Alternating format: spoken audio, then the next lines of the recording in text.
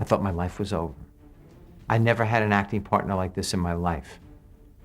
There was an unspoken connection between Ron and me. For most of his life, Henry Winkler has had a very good reason to smile when people mention Ron Howard. He remembers the young director who once stood beside him when Henry was convinced he wasn't good enough. He remembers the years they spent working together, but Henry also remembers the other parts. A decision that hurt more than Ron realized. A change Henry never saw coming. A phone call that left their relationship hanging in the balance. There were things Henry never talked much about, until now. After all these years, Henry is telling his side of the story about what really happened between him and Ron Howard, and why some moments stayed with him for decades. Henry and Ron came from different worlds. Henry Winkler grew up in Manhattan, in a home where education was treated as the most important thing a person could achieve. His parents were German immigrants who had escaped serious danger in Europe and started over in America. They believed good grades and steady studying were proof that a child was doing life the right way. When Henry struggled in school, they thought he was being lazy. They told him he was not living up to his potential. The words stayed with him long after the school days ended. The real reason Henry had so much trouble was dyslexia. At that time, almost nobody used the word or understood what it meant. For Henry, the letters on a page did not stay still. Reading felt slow and exhausting. Simple math problems felt impossible. He could not always figure out the correct change when he bought something simple, like a slice of pizza. Teachers and parents saw a boy who was not trying hard enough. Henry knew he was trying with everything he had and still falling short. Even with those difficulties, he kept pushing forward.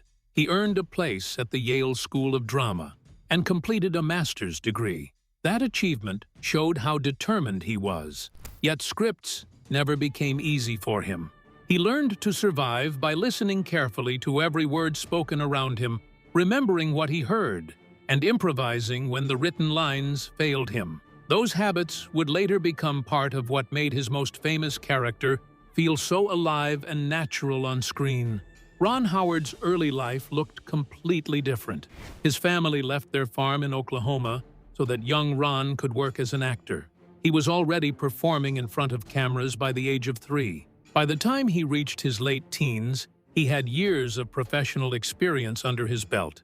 He understood how television sets operated, how cameras moved, and how to deliver lines under pressure. What felt strange and difficult to Henry felt familiar and workable to Ron. In 1973, Henry had been in Los Angeles for only 2 weeks when he auditioned for a small part on a new sitcom. The show already had its main star firmly in place. Ron Howard was cast as Richie Cunningham, the clean-cut teenager at the center of the story. Henry was the outsider.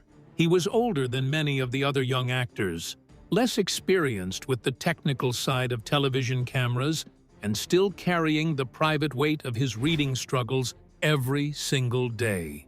Something unexpected happened between them almost immediately. Ron took time to show Henry the practical details of working in front of a camera. He explained how to hit marks on the floor and how to look natural when the lens was pointed at him. Henry brought a lively, spontaneous energy that came from years of covering for moments when the script felt impossible to follow perfectly. The two of them developed a smooth working partnership. They could go through a scene together, lock it into memory, and film it efficiently because they understood each other's rhythms so well. Henry later said Ron felt like a big brother to him. Ron has spoken of an invisible connection between them, a kind of string that linked two people who came from opposite starting points in life. That connection would be tested in ways neither of them could have predicted when they first met on that set. The secret struggle behind Henry's biggest role. When Happy Days first began, the character of Fonzie was meant to be a supporting role. He was scheduled to appear in only about half the episodes. He was the cool guy on the side of the story, not the main focus. Then the audience reaction changed the entire direction of the series in a way no one fully expected. Every time Fonzie entered a scene, the live audience cheered so loudly that the actors sometimes had to pause and wait for the noise to die down before they could continue. Fan letters addressed to Henry arrived in growing piles week after week. Children across the country began copying his thumbs-up gesture and the confident way he carried himself. The network executives noticed the excitement and the rising numbers. Some of them started talking seriously about making Fonzie the central figure of the entire show. A few even suggested changing the title to Fonzie's Happy Days, so that the most popular character would be right there in the name. What viewers at home never saw was the private difficulty Henry faced every single week. Because of his dyslexia, each new script remained a real challenge. On Monday mornings, the full cast gathered around a long table to read the episode out loud together. Henry would lose his place in the pages. He would stumble over words that other people read without thinking. Sometimes he left out entire lines by accident. He felt embarrassed and worried that he was slowing everyone else down or ruining jokes that depended on perfect timing between the actors. He found practical ways to manage the problem as best he could. He asked for the scripts as early as possible so he could go over them repeatedly on his own time. He trained himself to listen more intently than almost anyone else in the room so that he could pick up cues from the other performers. When the written words would not cooperate, he improvised in ways that still served the scene and kept the energy moving. Those same habits helped give Fonzie a sense of natural confidence and quick thinking that audiences loved. The character who looked so sure of himself on screen was played by an actor who was quietly working harder than most people realized just to keep up with the material each week. Ron never treated Henry's struggle as something to laugh at or push aside. One day on the set, Henry became so frustrated with the script that he started hitting the pages with his fist. Ron stayed calm and simply pointed out that the writers were doing their best too. Henry remembered that response for the rest of his life. It showed him that Ron saw him as a full partner and equal, not as someone who needed to be fixed or managed from the outside. The growing popularity of Fonzie was good for the show's ratings and for its place in popular culture. At the same time, it created a quiet imbalance that was hard to ignore. Ron had been hired as the clear lead of the series. Now the supporting character was drawing more attention and more excitement from the audience. That kind of shift can damage even strong working relationships. In this case, the pressure was real, and it was about to become more intense than either of them had faced before. The title change that almost broke the friendship. The suggestion that the show should be renamed Fonzie's Happy Days landed especially hard on Ron Howard. He had joined the series as the central character in a story about a family and a group of friends growing up together. Changing the title felt to him like the network was erasing the original idea of the show.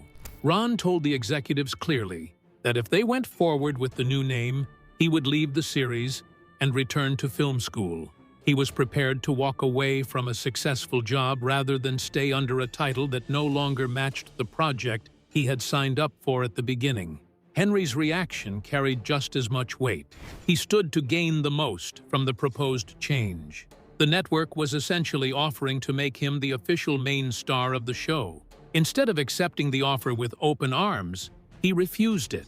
He told the people in charge that renaming the show would be disrespectful to the rest of the cast who had built the series together. He believed the real strength of Happy Days came from the feeling that everyone on screen belonged to the same group and the same story. Creator Gary Marshall sided with both actors on the issue. The original title remained in place. The decision protected the show as a whole and kept the ensemble feeling intact, but it did not remove the complicated emotions that had already started to build underneath. Sometime later, after a location shoot at a dude ranch where the cast had filmed episodes involving horses and outdoor scenes, Henry and Ron were driving home together in Ron's car. Henry decided it was time to ask the question that had been sitting quietly between them for a long while. He wanted to know how Ron really felt about the way audience attention had shifted so strongly toward Fonzie. Ron answered without hiding any part of the truth. He said Henry had never behaved like a star who needed to be the center of every moment on set. He had never tried to pull focus away from other people or make anyone feel less important. Everything Henry did in his performance helped the series succeed and grow. At the same time, Ron admitted openly that the change in focus had hurt his feelings. It had made him angry on some days because he had originally been hired as the lead of the show. Then he added the most important clarification of all. He was never angry at Henry as a person. The frustration was about the situation, not about his friend. That conversation could easily have created a permanent distance between them. Instead, it did the opposite. Both men chose to speak honestly rather than protect their own pride or pretend that everything felt fine. That choice became one of the strongest and most lasting parts of their long friendship. The call. Henry never forgot. In 1980, Ron Howard reached a clear turning point in his professional life. After 7 seasons on Happy Days, he decided the time had come to leave the series and focus completely on directing. That had always been the work he wanted most for himself. Acting had brought him success and stability, but directing was the career he genuinely wanted to pursue. The decision could not have been easy. Happy Days was a major success, and Ron had spent years surrounded by people he knew and trusted. Leaving meant stepping away from a secure acting job and taking a chance on an entirely different future. He was walking away from something that was working in order to pursue something he had wanted for a long time. Before the news became public knowledge, he made a point of calling Henry first. He reached him at a phone booth near the stage where they had filmed so many episodes together. Ron could have waited until the announcement was made, but instead, he wanted Henry to hear the news directly from him. Henry's first reaction was fear and a sense of loss. He thought the acting partnership that had meant so much to him was ending, and that his own future on the show might suddenly feel less secure. Ron had been his main acting partner and one of the people he trusted most on the entire set. After years of working side by side, the thought of Ron leaving naturally made Henry wonder what would happen next. But after a brief pause, Henry set his own worry aside and focused on his friend. He told Ron to go after the directing career he had always wanted. He said it was clearly the right path for him and that he looked forward to seeing what Ron would create once he had the chance to do it full-time. Henry could have allowed his own disappointment to take over that conversation. Instead, he gave Ron exactly what he needed at that moment: encouragement. He did not try to convince his friend to stay simply because his departure would be difficult for him. He supported Ron's decision, even though it meant losing the person who had been his closest acting partner. Many years later, Ron told Henry how much that short conversation had mattered to him in the moment. When Ron felt uncertain about leaving a steady and successful acting job, Henry's words gave him a sense of calm and certainty that he was making the correct choice.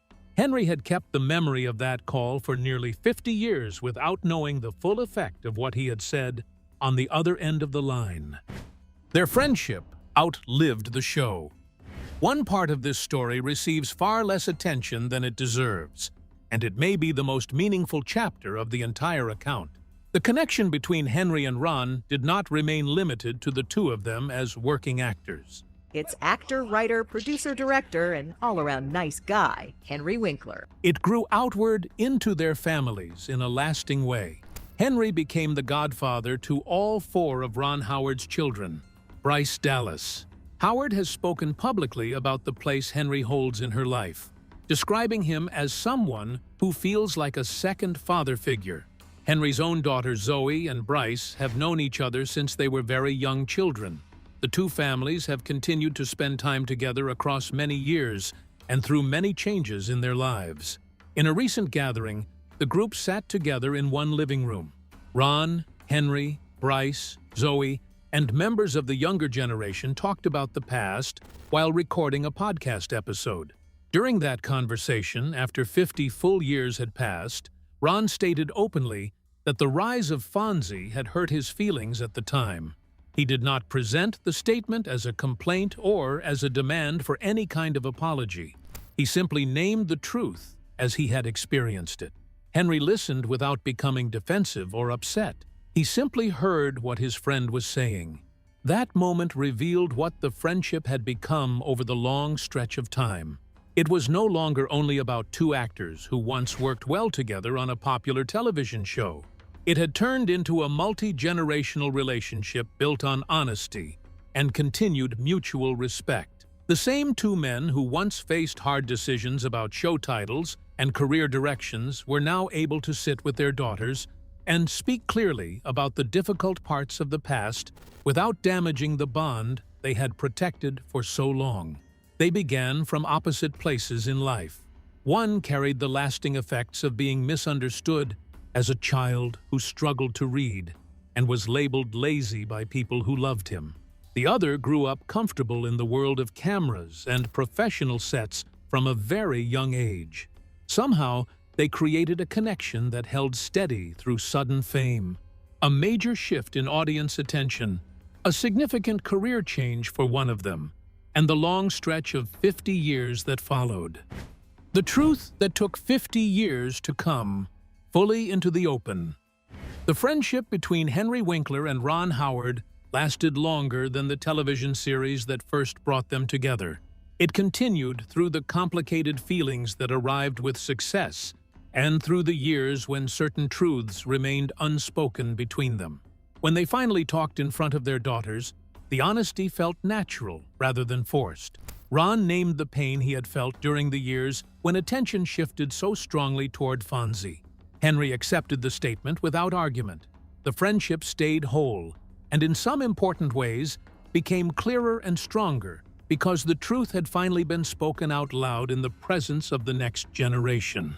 This is what separates their story from many others in the entertainment world. These two men repeatedly chose each other when it would have been simpler to protect their own standing or their own feelings. Henry refused a clear chance to have the show renamed after his character, even though it would have elevated his public position. Ron trusted Henry enough to tell him about his decision to leave the series before the public announcement was made. Decades later, they could still sit in the same room with their children present and speak directly about the hard parts without damaging the relationship they had carefully built and protected. The surface account of this story is about two successful performers and a popular sitcom that became part of American culture. The deeper account is about loyalty that refused to break under real pressure. It is about a man who struggled privately with dyslexia for years, yet still offered steady support to his friend at a critical turning point. It is about another man who felt the difficulty of being overshadowed on his own show, yet never allowed that feeling to turn into lasting resentment or distance. And it is about the families that grew from the original connection and continue to carry pieces of that same bond forward into the present. For 50 years, Henry Winkler and Ron Howard have given Hollywood something you rarely see, a friendship that survived fame, disappointment, changing careers, and time itself. And maybe that's the part worth remembering. The Fonz may have been the character everyone loved, but behind that leather jacket was a man who knew the value of a true friend. If you enjoyed this story, hit like, subscribe, and stay with us for more.